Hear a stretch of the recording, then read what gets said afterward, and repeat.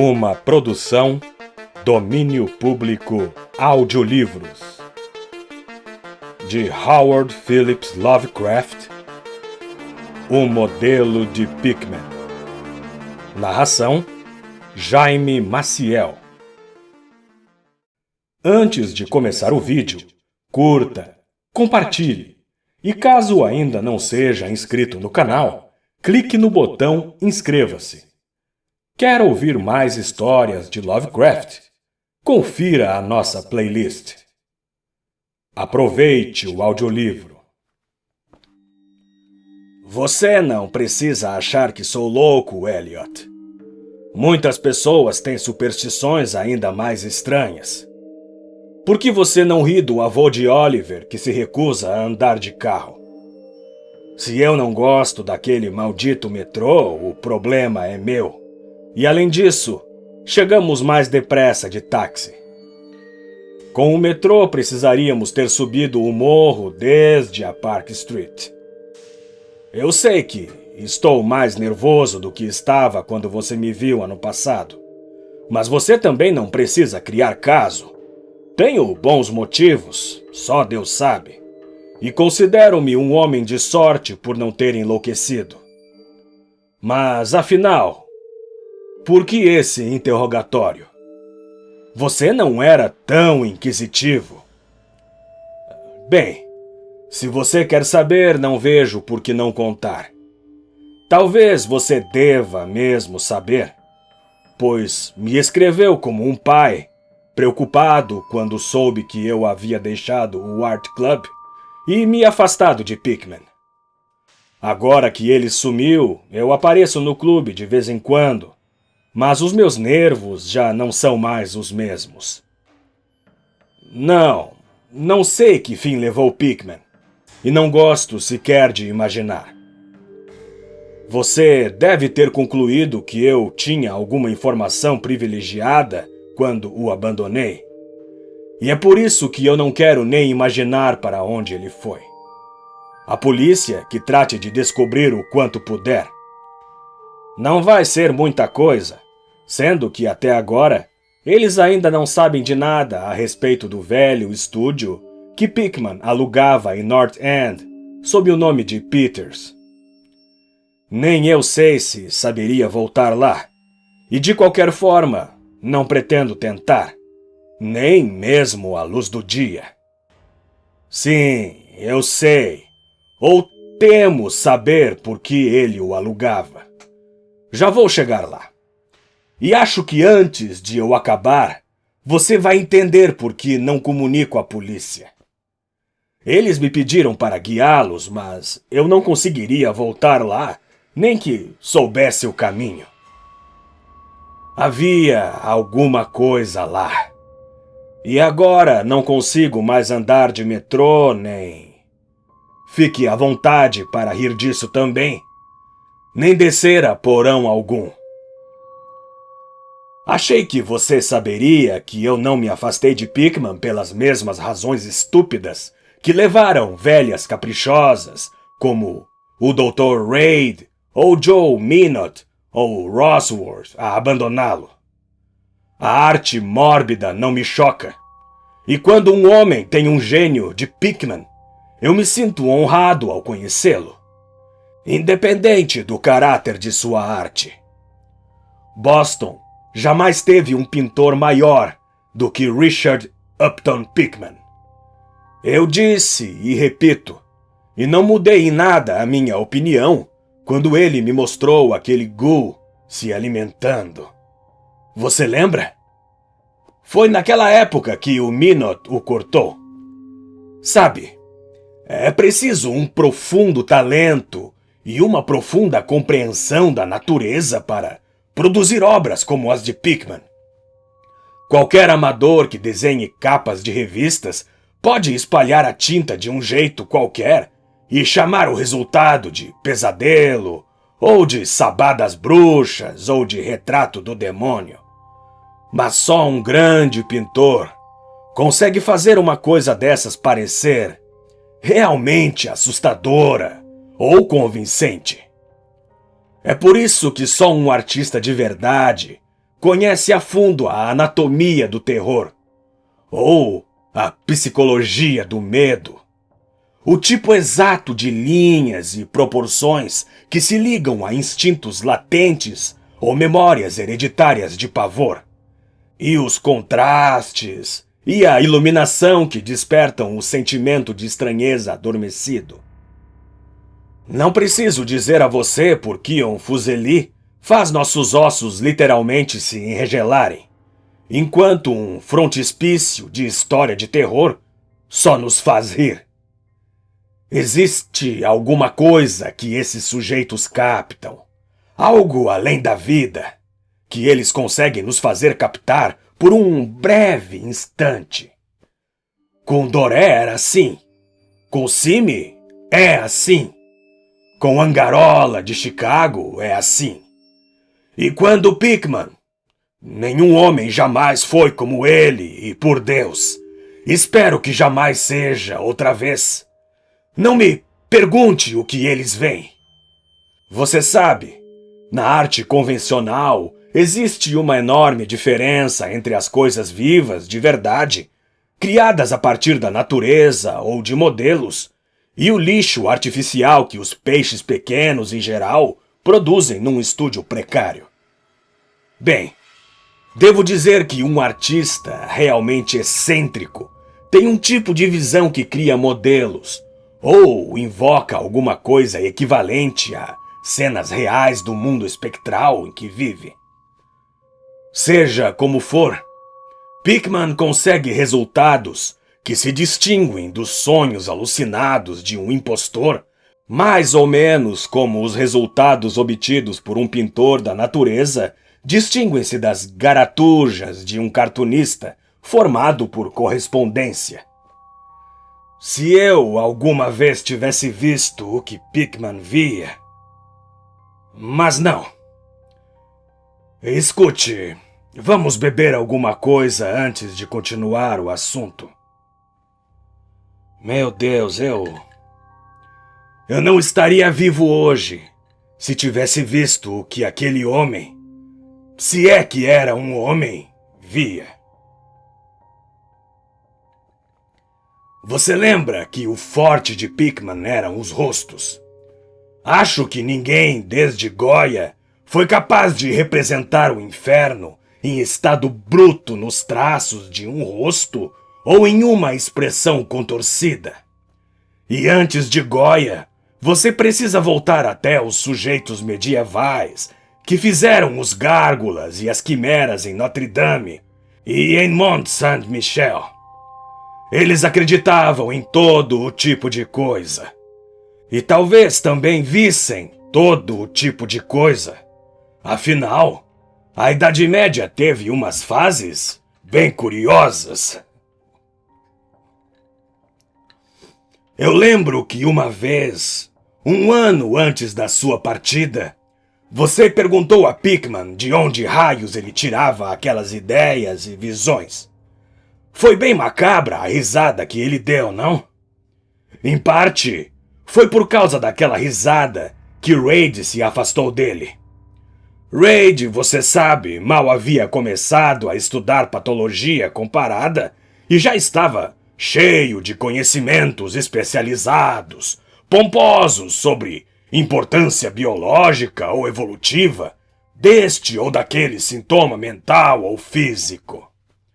Ele disse que Pickman o repelia mais a cada dia e que nos últimos tempos quase o assustava. Que os traços e a expressão no rosto dele aos poucos se desenvolviam de um modo que não o agradava. De um modo que não era humano. Reid veio cheio de conversas sobre alimentação e disse que Pickman deveria ser anormal e excêntrico ao extremo. Imagino que você tenha dito a Reid, se vocês trocaram alguma correspondência a respeito, que os nervos ou a imaginação dele ficavam muito abalados com as pinturas de Pickman. Eu, ao menos, disse na época. Mas lembre que eu não me afastei de Pickman por nada disso. Pelo contrário, minha admiração por ele só aumentava. Aquele gol se alimentando era uma obra magnífica. Como você sabe, o clube se recusou a exibi-lo e o Museu de Belas Artes não o aceitou nem de presente. Além do mais, ninguém queria comprá-lo. Então o quadro ficou pendurado na casa de Pickman até o dia em que ele sumiu. Agora está com o pai dele em Salem. Você sabe que Pickman vem de uma antiga família de Salem e que algum antepassado dele foi enforcado por bruxaria em 1692. Habituei-me a visitar Pickman com certa frequência. Em geral, depois que comecei a tomar notas para escrever uma monografia sobre arte fantástica. Foi provavelmente o trabalho dele que enfiou essa ideia na minha cabeça e, de qualquer modo, ele se revelou uma verdadeira mina de informações e sugestões quando resolvi levar o projeto adiante. Pickman me mostrou todas as pinturas e desenhos que tinha, inclusive alguns rascunhos em bico de pena que acredito teriam rendido uma expulsão do clube se os outros membros tivessem nos visto. Logo, eu tinha virado quase um seguidor e ficava como um colegial, escutando por horas a fio teorias estéticas e especulações filosóficas loucas o bastante para que o internassem no hospício de Danvers. Essa devoção ao meu herói, somada ao fato de que, em geral, as pessoas tinham cada vez menos contato com ele, levaram-no a depositar muita confiança em mim. E em uma certa noite, ele insinuou que se eu ficasse de bico fechado e não fizesse alarde, ele me mostraria algo um tanto incomum. Algo um pouco mais forte do que qualquer outra coisa na casa. Você sabe, disse ele, certas coisas não foram feitas para a Newberry Street. Coisas que ficam deslocadas e que de qualquer modo são impensáveis aqui. O meu interesse é captar as sutilezas da alma, e você não vai achar nada parecido com isso em um conjunto de ruas cheias de novos ricos em um aterro. A Back Bay não é Boston. Ainda não é nada, porque não teve tempo de guardar memórias e atrair espíritos locais. Se existem fantasmas aqui, são os fantasmas mansos de um pântano salgado e de uma pequena gruta. Mas eu quero fantasmas humanos. Fantasmas de seres inteligentes o bastante para terem visto o inferno e compreendido o que viram. O lugar ideal para um artista morar é o North End. Se os estetas fossem sinceros, aguentariam os bairros pobres em nome das tradições acumuladas. Por Deus, você não vê que lugares como aquele não foram simplesmente construídos, mas cresceram de verdade? Gerações e mais gerações viveram e sofreram e morreram por lá. E numa época em que as pessoas não tinham medo de viver e sofrer e morrer. Você não sabe que havia um moinho em Copp's Hill em 1632 e que metade das ruas atuais já existiam em 1650? Posso mostrar para você casas que estão de pé há mais de 2 séculos e meio. Casas que presenciaram coisas que fariam uma casa moderna desabar em ruínas. O que os modernos entendem sobre a vida e as forças que se escondem por trás dela? Você diz que a bruxaria de Salem é uma mera superstição, mas eu aposto que a avó da minha bisavó teria histórias para contar. Ela morreu enforcada em Gallows Hill, sob o olhar farisaico de Cotton Mather. Mather Que o diabo o carregue, temia que alguém conseguisse escapar dessa maldita prisão de monotonia. Como eu queria que alguém o tivesse enfeitiçado ou chupado seu sangue à noite. Posso mostrar a você a casa onde ele morava e também uma outra onde tinha medo de entrar, apesar de todo aquele falatório destemido. Ele sabia de coisas que não ousou escrever naquela estupidez de Magnalia ou nos deslumbres pueris de Wonders of the Invisible World. Escute, você sabia que por todo o North End havia um conjunto de túneis que ligavam as casas umas às outras e também ao cemitério e ao mar? Os caçadores de bruxas podiam procurar à vontade na superfície. Dia após dia, aconteciam coisas fora do alcance deles e vozes indefiníveis riam à noite. Ah, pegue 10 casas construídas antes de 1700, ainda no terreno original, e aposto que em 8 delas eu descubro alguma coisa estranha no porão. É raro passar um mês sem que você leia uma notícia sobre trabalhadores que, ao demolir construções antigas, descobrem arcadas fechadas com tijolos e poços que não levam a lugar nenhum.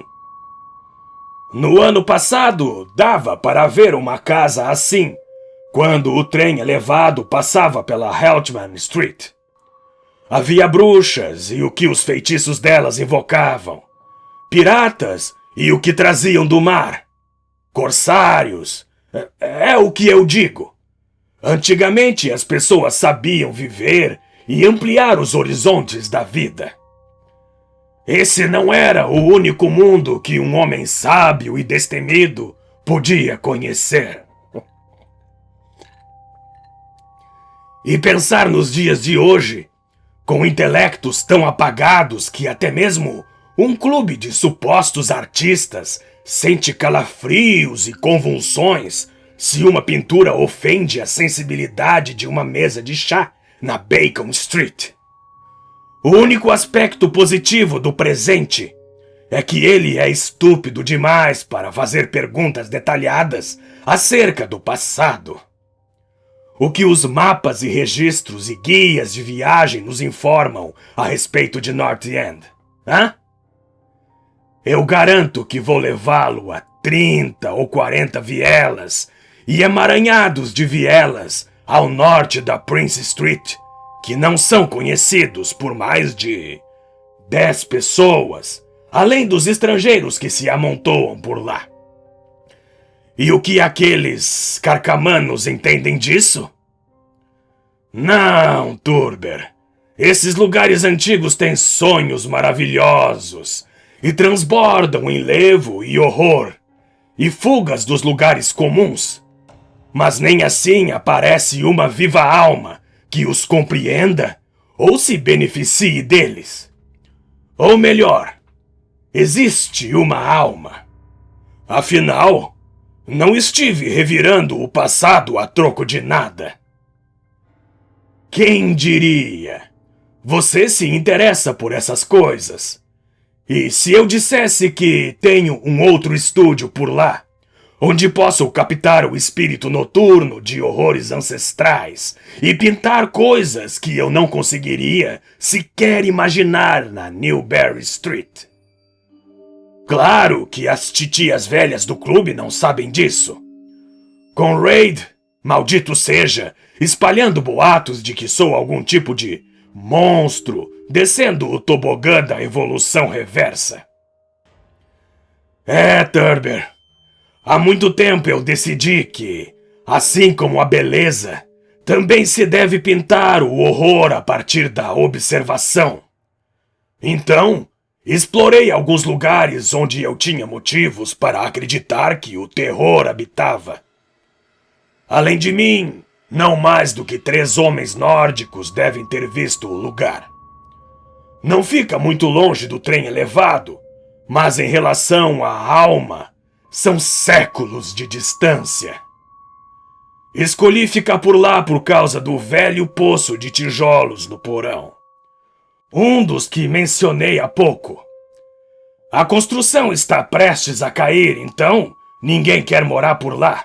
E eu detestaria contar a você a bagatela que estou pagando. As janelas estão fechadas com tábuas, mas isto é ainda melhor para mim, já que não preciso de luz solar para o meu trabalho. Eu pinto no porão, onde a inspiração atinge o grau máximo, mas também tenho outras salas no térreo. O proprietário é siciliano e aluguei o estúdio sob o nome de Peters. Se você estiver afim, posso levá-lo hoje à noite até lá. Acho que você iria gostar dos quadros, pois, como eu disse, deixei a imaginação correr solta. Não é longe. Às vezes faço o trajeto a pé, porque não quero chamar a atenção aparecendo de táxi num lugar daqueles.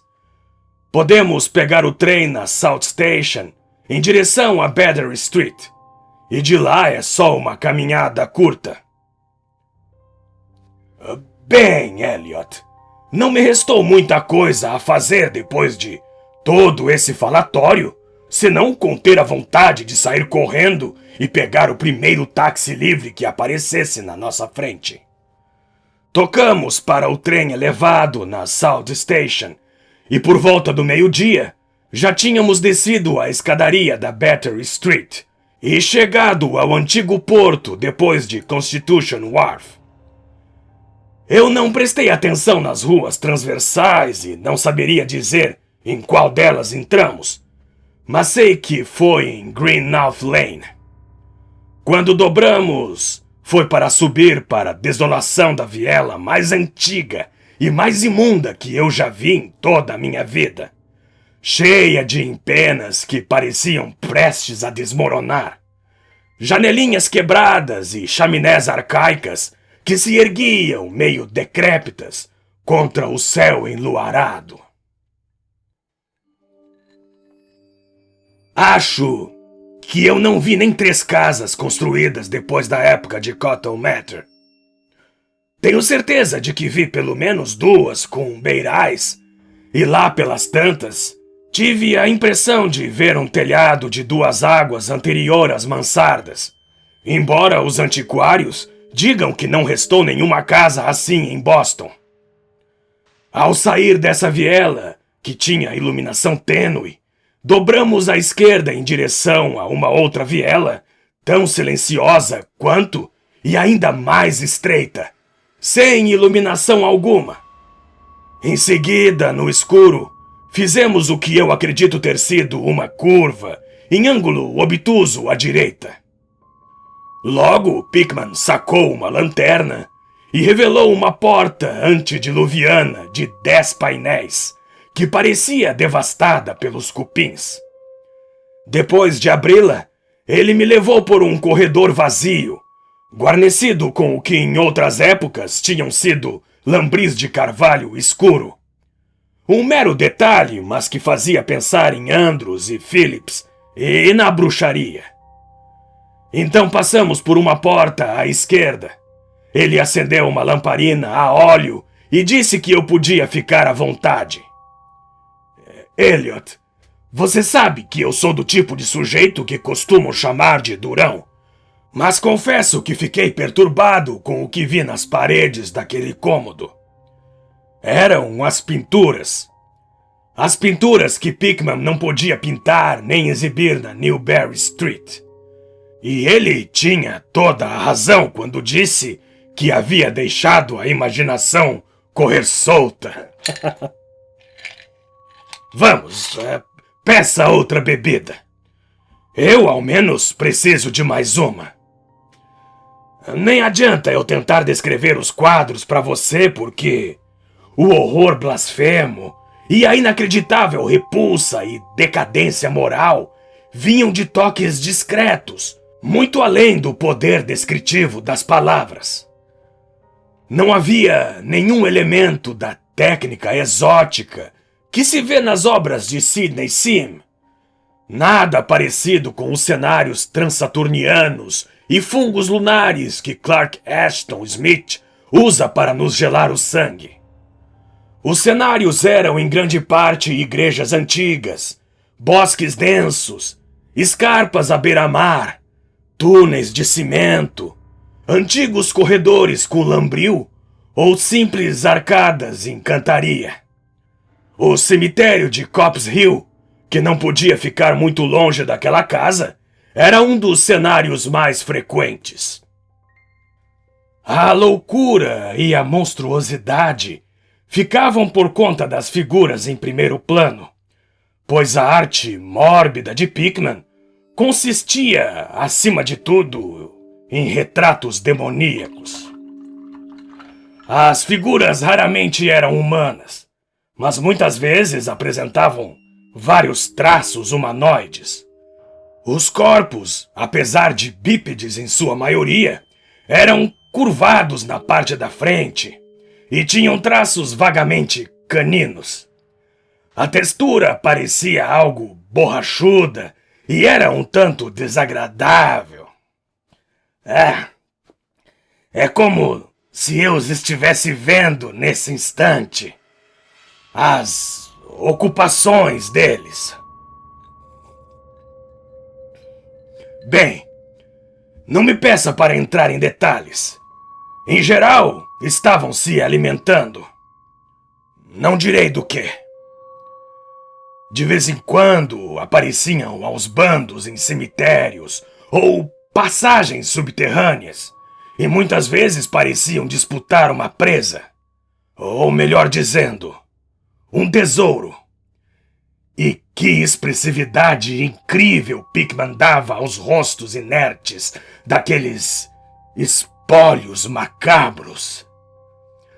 Às vezes as criaturas apareciam saltando por janelas abertas à noite, ou agachadas sobre o peito de pessoas adormecidas, observando suas gargantas. Uma tela mostrava as criaturas latindo em volta de uma bruxa enforcada em Gallows Hill, cuja expressão cadavérica guardava uma estreita semelhança com a expressão delas.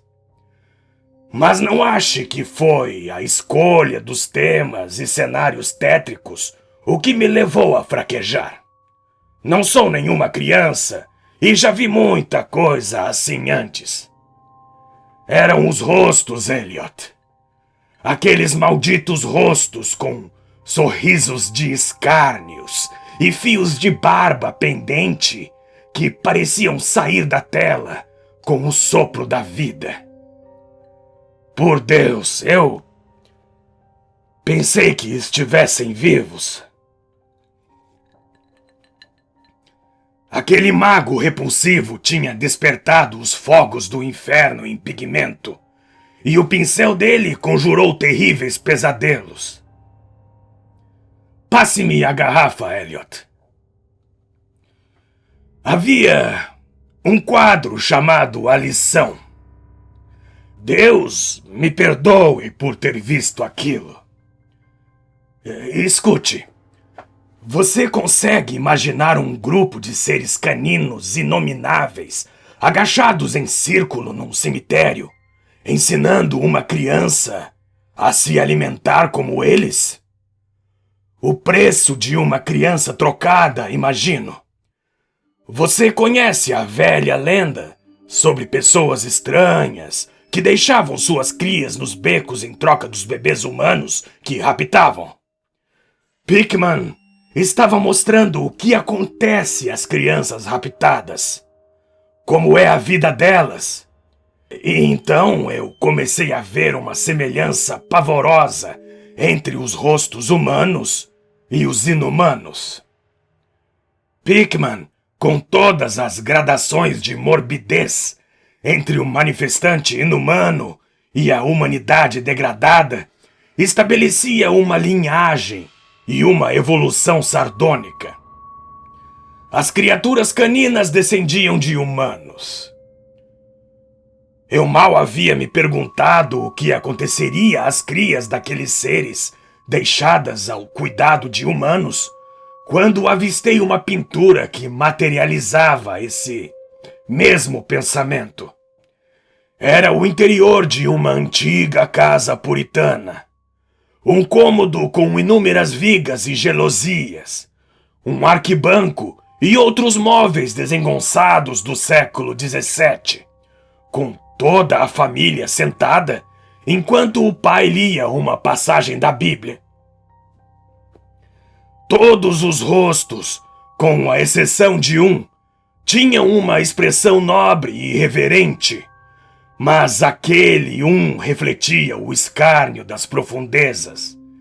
Era o rosto de um garoto, sem dúvida tido por filho daquele pai tão devoto, mas que na verdade tinha parentesco com os seres impuros. Era a outra criança trocada. E num espírito de suprema ironia, Pickman havia pintado o rosto do garoto com notável semelhança ao seu próprio. Nesse ponto, Pickman já havia acendido uma lamparina no cômodo ao lado e, com excelentes modos, segurou a porta aberta para que eu passasse. Perguntou se eu gostaria de ver os seus estudos modernos. Eu não tinha conseguido comunicar a ele as minhas impressões. O pavor e a repulsa me emudeciam. Mas acho que ele entendeu o que se passava e considerou tudo aquilo um grande elogio. E mais uma vez, Elliot, faço questão de repetir que não sou nenhum maricas que sai gritando ao ver qualquer coisa que se afaste um pouco do trivial. Sou um homem de meia-idade, sofisticado, e você me viu da França e sabe que não me deixo afetar por qualquer coisa.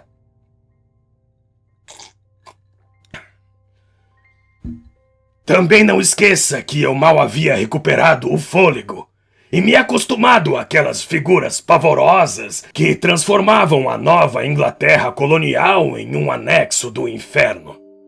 Mas bem, apesar de tudo isso, o cômodo seguinte me fez soltar um grito e precisei me agarrar ao vão da porta para não cair. O primeiro aposento mostrava grupos de ghouls e de bruxas à solta no mundo de nossos antepassados. Mas esse outro trazia o horror para a nossa vida cotidiana. Meu Deus, como aquele homem pintava! Ele tinha um estudo chamado Acidente no Metrô, em que um bando de criaturas vis saía de alguma catacumba desconhecida por uma rachadura no piso da estação da Boston Street e atacava a multidão de pessoas que aguardava na plataforma. Um outro mostrava um baile entre os túmulos de Copp's Hill, com uma paisagem contemporânea ao fundo. Além disso, havia inúmeras cenas em porões, com monstros passando através de buracos e frestas na cantaria, e rindos, agachados atrás de barris ou fornalhas, enquanto esperavam a primeira vítima descer as escadas. Uma tela repugnante parecia mostrar uma parte de Beacon Hill, tomada por exércitos dos monstros mefíticos enfiados em inúmeras tocas que conferiam ao chão o aspecto de um favo de mel. Bailes nos cemitérios de hoje eram temas recorrentes, e uma outra composição me chocou mais do que todas as outras. Uma cena no interior de uma arcada desconhecida, onde inúmeras criaturas amontoavam-se em torno de uma outra, que tinha nas mãos um famoso guia de Boston e estava sem dúvida lendo em voz alta. Todos apontavam para uma certa passagem, e cada um daqueles rostos parecia tão desfigurado pelas risadas epiléticas e reverberantes que eu quase pude ouvir os ecos demoníacos. O título da obra era Holmes, Lowell e Longfellow, enterrados em Mount Auburn. Enquanto aos poucos eu me recompunha e habituava-me ao segundo aposento de crueldade e morbidez, comecei a analisar algumas características da minha repulsa. Em primeiro lugar, disse eu para mim mesmo, aquelas coisas me repeliam devido ao caráter absolutamente inumano e a crueza impiedosa que revelavam em Pickman. O sujeito deveria ser um inimigo ferrenho de toda a humanidade para sentir tamanho júbilo com a tortura de carnes e miolos e a degradação do invólucro mortal. Em segundo lugar, me aterrorizavam justamente por causa da sua grandeza. Aquele era o tipo de arte que convence. Ao ver as pinturas, víamos os próprios demônios e sentíamos medo. E o mais estranho era que Pickman não obtinha esse efeito com requintes fantásticos ou bizarrias. Não havia elementos borrados, distorcidos ou estilizados. Os contornos eram nítidos e realistas, e os detalhes executados à perfeição. E os rostos não era a simples interpretação de um artista que víamos. Era o pandemônio encarnado, claro e objetivo como um cristal. Céus, aquele homem não era um romântico, um fantasista. Não! Ele sequer tentava representar o caráter inquieto, prismático e efêmero dos sonhos. Em vez disso, com frieza e sarcasmo, refletia um mundo de horror perene, mecanístico e bem estabelecido, que ele enxergava com abrangência, brilhantismo, objetividade e decisão. Só Deus sabe onde aquele mundo poderia estar, ou onde Pickman teria vislumbrado as formas blasfemas que andavam, corriam e arrastavam-se por lá. Mas qualquer que fosse a assombrosa origem das imagens, uma coisa estava clara. Pickman era, em todos os sentidos, na composição e na execução, um realista talentoso, esmerado e quase científico. Meu anfitrião conduziu-me pelas escadas até o porão, onde ficava o estúdio propriamente dito. E eu me preparei para mais cenas demoníacas em meio às telas inacabadas.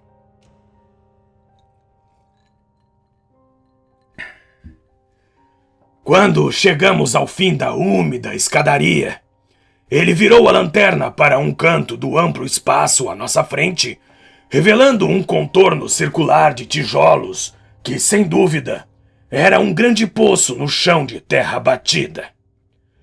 Chegamos mais perto e eu vi que o poço deveria ter 1,5 metros de diâmetro, com paredes de uns 30 centímetros de espessura, a cerca de 15 centímetros do chão. Uma sólida construção do século XVII, a não ser que eu estivesse muito enganado. Aquilo, disse Pickman, era o tipo de coisa sobre as quais vinha falando. Um acesso ao sistema de túneis que existia sob o morro. Percebi quase sem querer que a abertura do poço não estava cimentada e que um disco de madeira fazia às vezes de tampa. Ao pensar nas coisas que aquele poço evocava, se os comentários de Pickman não fossem pura retórica, estremeci de leve.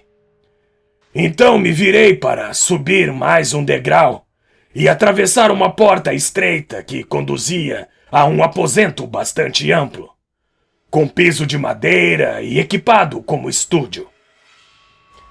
Uma lamparina a acetileno providenciava a iluminação necessária para o trabalho.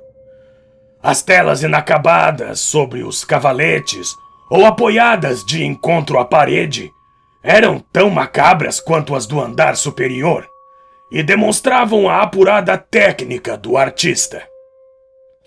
As cenas pareciam esboçadas com extremo cuidado e os contornos a lápis denunciavam a técnica minuciosa que Pickman usava para obter a perspectiva e as proporções corretas. O homem era genial. E digo isso agora mesmo sabendo de tudo que eu sei.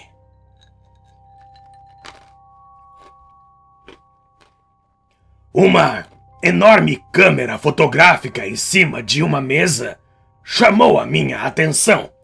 E Pickman me disse que a usava para fotografar os cenários e pintá-los a partir das fotografias. No estúdio, claro, em vez de sair carregando toda a sua parafernália pela cidade. Ele achava que uma fotografia servia tão bem quanto um cenário ou um modelo real, e declarou que a usava com bastante frequência. Havia algo de muito perturbador naqueles esboços nauseantes e monstruosidades inacabadas que encarneciam ao nosso redor. E quando Pickman, de repente, levantou o pano que cobria uma enorme tela, no lado mais afastado da luz, eu não consegui evitar um grito. O segundo que soltei naquela noite. O grito ecoou e ecoou pelas arcadas tenebrosas do antigo e nitroso porão, e precisei sufocar uma reação impetuosa que ameaçava irromper como um surto de gargalhadas histéricas. Misericórdia, Elliot! Eu não sei o quanto era real e o quanto era delírio. Não me parece possível que a Terra abrigue um sonho como aquele. Era uma blasfêmia colossal, inominável, com olhos em brasa, e trazia nas garras ossudas algo que podia ser um homem, ao mesmo tempo em que lhe roía a cabeça, como uma criança mordisca um doce. A criatura estava meio agachada e dava a impressão que a qualquer momento poderia largar a presa em busca de uma refeição mais suculenta. Mas para o inferno, contudo, não era o tema demoníaco o que fazia daquela pintura uma fonte imortal de pavor. Nem sequer o rosto canino com orelhas pontudas, olhos injetados, nariz achatado e lábios salivantes. Não eram as garras escamadas, nem o corpo recoberto de mofo, nem os cascos. Não, mesmo que alguns desses elementos pudessem ter levado um homem impressionável à loucura. Era a técnica, Elliot. Aquela técnica ímpia, maldita, sobrenatural. Assim como eu estou vivo, em nenhuma outra ocasião vi o sopro da vida tão presente em uma tela.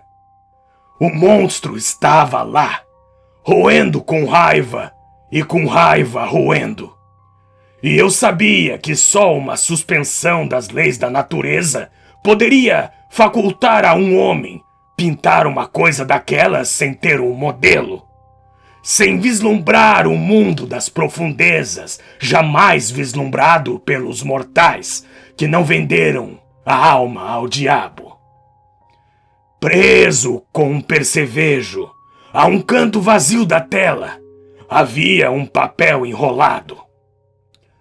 Provavelmente, imaginei, uma fotografia que Pickman estava usando a fim de pintar um cenário tão hediondo quanto o pesadelo que deveria incrementar. Estendi a mão para desenrolá-lo e ver do que se tratava quando, de repente, vi Pickman dar um sobressalto tão grande como se houvesse levado um tiro. Ele vinha prestando muita atenção aos sons ambientes, desde que o meu grito de horror despertou ecos estranhos no porão escuro, e naquele instante pareceu levar um susto que, embora pequeno em relação ao meu, era de natureza muito mais física do que espiritual. Pickman sacou um revólver e fez um gesto pedindo silêncio. Então deixou o aposento rumo ao porão principal e fechou a porta atrás de si. Acho que fiquei paralisado por um instante, atentando aos sons como Pickman fez. Julguei ter ouvido um leve rumor em algum lugar e uma espécie de grunhidos ou batidas em uma direção em que eu não conseguiria determinar. Pensei em ratos gigantes e estremeci. Então, sobreveio um ruído que me deu calafrios pelo corpo inteiro. Um ruído furtivo, incerto, embora nem eu saiba ao certo como pôr isso em palavras. Era como o som de madeira caindo na pedra ou em tijolos. Madeira em tijolos. No que isso me fez pensar? O ruído voltou mais alto.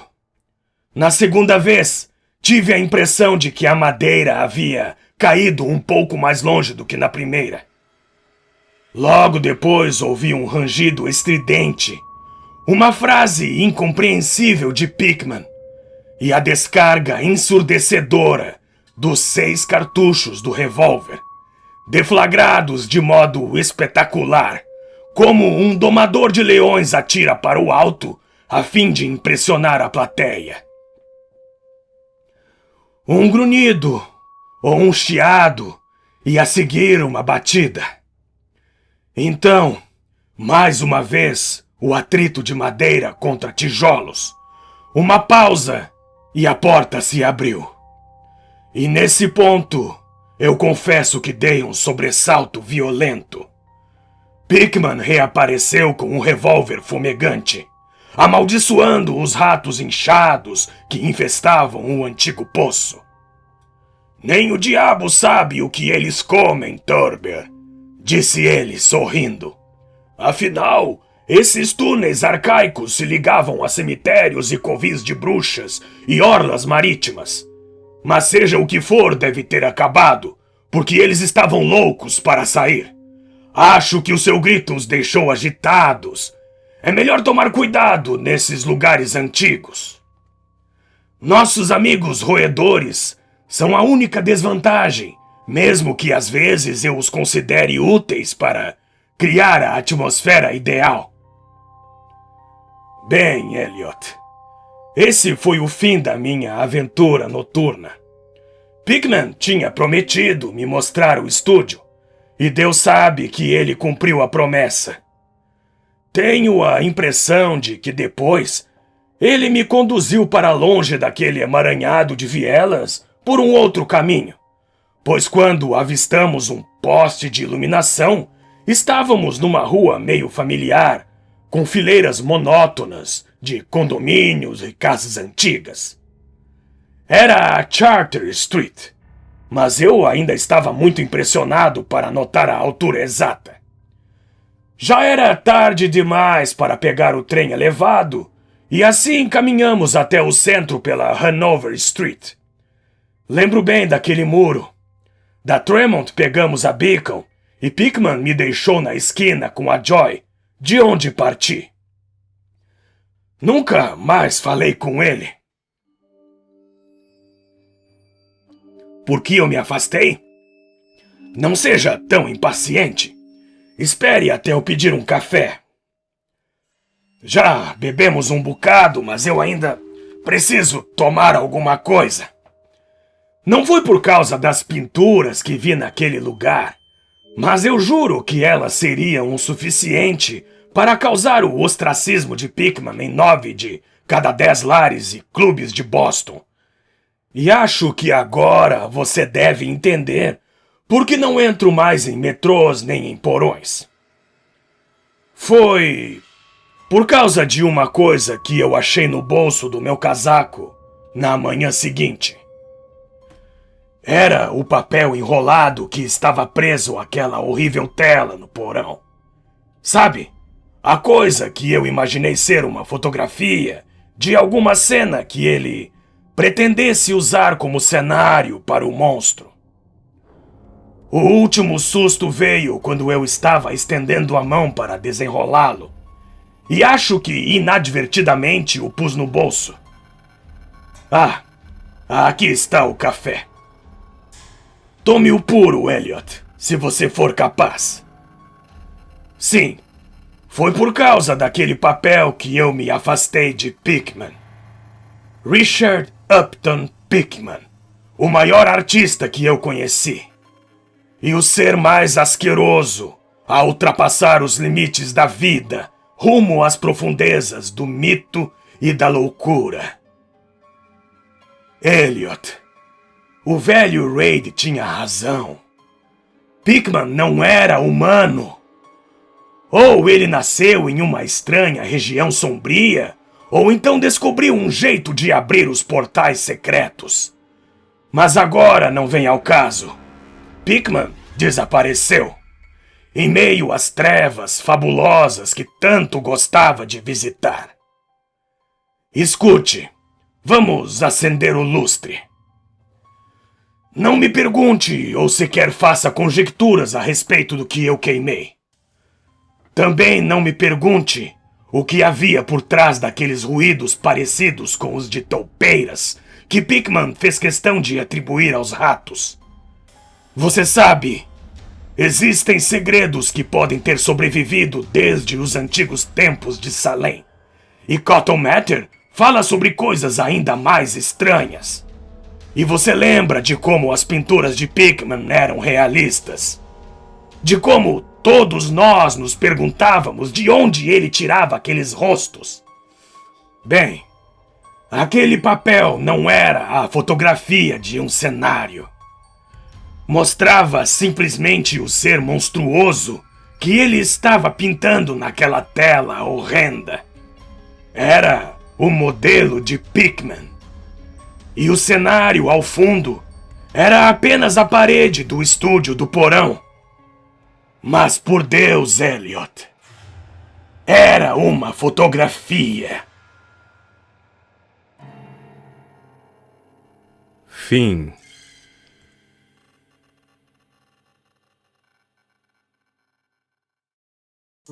Você já pensou em se tornar membro do canal? Fazendo isso, você estará ajudando o canal a crescer e alcançar mais pessoas apaixonadas por audiolivros. Outra forma de contribuir é clicando no botão Valeu, abaixo deste vídeo. Você pode nos ajudar com qualquer valor e contribuir diretamente para a melhoria do canal. Cada doação é extremamente valiosa e nos ajuda a investir em equipamentos melhores, produzir mais conteúdo e continuar trazendo audiolivros de qualidade para você. Não deixe de visitar nosso website dominiopublicoaudiolivros.com.br para ficar por dentro das novidades do canal. Siga-nos também no Instagram e Facebook para conteúdo exclusivo. Obrigado pela sua audiência. Nos vemos no próximo vídeo, aqui no canal Domínio Público Audiolivros.